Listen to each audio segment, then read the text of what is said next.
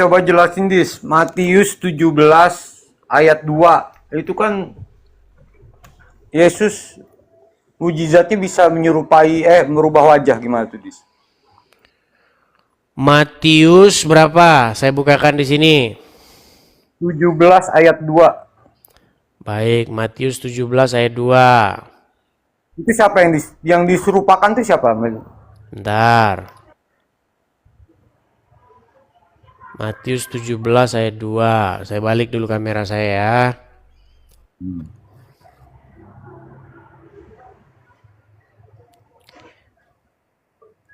Tujuh belas ayat 2. Oke. 6 hari kemudian Yesus membawa Petrus, Yakobus, dan Yohanes saudaranya, dan bersama-sama dengan mereka ia naik ke sebuah gunung yang tinggi. Di situ mereka sendiri saja.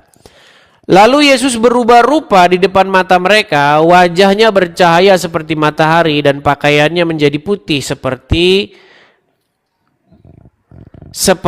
terang. Maka nampak kepada mereka Musa dan Elia sedang berbicara dengan dia. Kata Petrus, dan ini yang ayat 2 ini ya maksudnya ya. Di mana wajah Yesus nampak Yesus berupa-rupa ya, nampak di depan mata mereka, wajahnya seperti matahari terang dan pakaiannya menjadi putih bersinar. Apa yang ingin Anda tanyakan? Lah itu kan yang kan kalau di Islam itu kan yang disalib itu kan Yudas ya. Maksudnya ini entah dari mana gitu kan, banyak ustadz-ustadz ngomong Yudas gitu. Oke. Maksudnya kan itu kan nyata bahwa Yesus itu bisa merubah wajah itu gitu loh. Baik. Gimana? Baik. Begini, pertama-tama begini. Di situ wajah Yesus berubah menjadi terang benderang dan pakaiannya bersinar. Itu tidak membuktikan bahwa yang disalib itu bukan Yesus. Ini nggak nyambung sama sekali.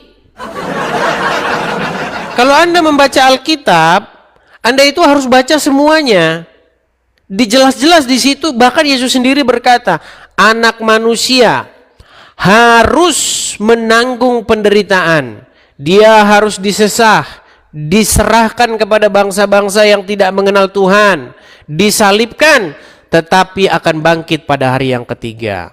Nah, sekarang masalah Yesus nampak dia berubah gitu ya. Dia bercahaya dan lain sebagainya, itu disebutkan memang di dalam Alkitab. Yang menjadi pertanyaannya, mengapa itu kamu jadikan alasan bahwasanya yang disalib itu bukan Yesus? Ya karena berdasarkan ya kayak nggak mungkin gitu loh, seorang Yesus itu bisa ditangkap sama orang-orang kroco lah, katakan gitu loh. Kenapa? Ditangkap terus disiksa, disalib, ditojos ininya, lambungnya, itu kan hal yang nggak mungkin gitu bang. Oke. Jadi menurut kamu nih, ada nggak nabi-nabi yang dibunuh di dalam Al-Quran? Nah coba jelasin siapa itu. Baik, saya akan tunjukkan sama kamu bahwa nabi-nabi di dalam Al-Quran itu dibunuh. Di dalam Quran surat Al-Baqarah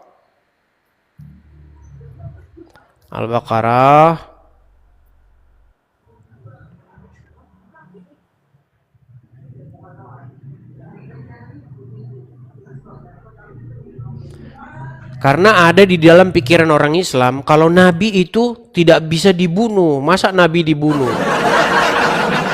Baik. Saya balikkan kepada kamu ya. Saya balikkan dulu Al-Baqarah ayat 91. Ditunjuk dulu ya, Al-Baqarah 91 betul ya? Betul? Yeah. Baik. Dikatakan di sini, dan apabila dikatakan kepada mereka, berimanlah kepada Al-Quran yang diturunkan Allah, mereka berkata, kami hanya beriman kepada apa yang diturunkan kepada kami. Dan mereka kafir kepada Al-Quran yang diturunkan sesudahnya. Sedang Al-Quran itu adalah kisah yang baik, yang membenarkan apa yang ada pada mereka. Katakanlah, mengapa kamu dahulu membunuh nabi-nabi Allah? jika benar kamu orang-orang beriman. Di sini ada ungkapan mengapa kamu dulu membunuh nabi-nabi Allah. Berarti ada nggak nabi-nabi Allah yang dibunuh? Ada, cuma siapa gitu, Lis? Ya makanya itu, siapa kalau gitu? Nah, saya kasih jawabannya, Bang. Ternyata, Bang, ini kata Muhammad nih. Saya kasih tunjuk. Siapa yang dibunuh? Baca ini, Bang. Oke. Ini sebuah hadis Sahih Muslim 3347. Nomor hadisnya. Kelihatan nggak di situ, Bang? Iya, kelihatan. Oke, saya bacakan ya. Telah menceritakan kepada kami Muhammad bin Abdullah bin Numair telah menceritakan bla bla bla bla bla ya.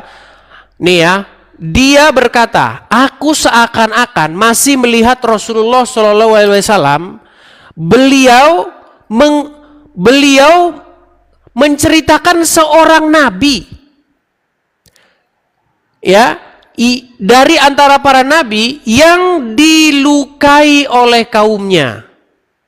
Lalu beliau mengusap darah dari mukanya sambil mengatakan, wahai Robku, ampunilah kaumku karena mereka tidak mengetahui. Ini siapa lagi nih kalau bukan Yesus yang diceritakan dalam Injil? Ntar kita tunjukin aja hadisnya di sini ya. Ntar nih ya. Sahih Muslim. Bentar ya. Muslim nomornya 3347.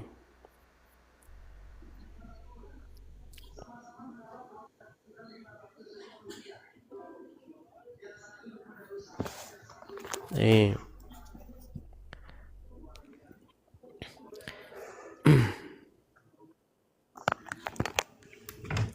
Oke, kelihatan ya ini hadisnya ya. Saya hilangin aja ini yang gambar ini. Nih. Kelihatan hadisnya? Iya. Oke. Ini ya. Sahih Muslim telah menceritakan kepada kami Muhammad bin Abdullah bin Numair telah menceritakan kepada kami bla bla bla ya. Dari Rasulullah ya. Aku seakan-akan masih melihat Rasulullah SAW menceritakan seorang nabi dari para nabi yang dilukai oleh kaumnya. Lalu beliau mengusap darah dari mukanya sambil mengatakan, wahai Robku, ampunilah kaumku karena mereka tidak mengetahui. Ini tidak lain tidak bukan, ya ini. Saya tunjukin. Tidak lain tidak bukan ini. Nih, saya tunjukin ya, kutipan yang dikutip oleh Muhammad nih.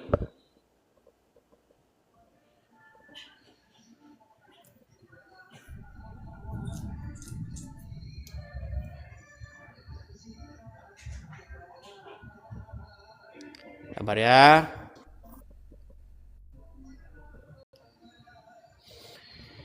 Itu tidak lain tidak bukan kutipan dari Lukas pasal 23 ayat 34.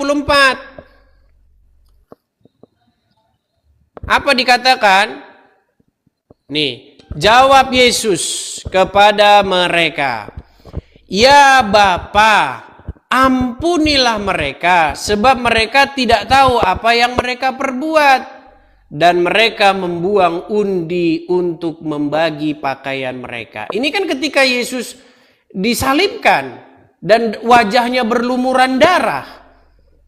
Ini sama dengan ini yang dikutip sama Muhammad nih. Ya kan?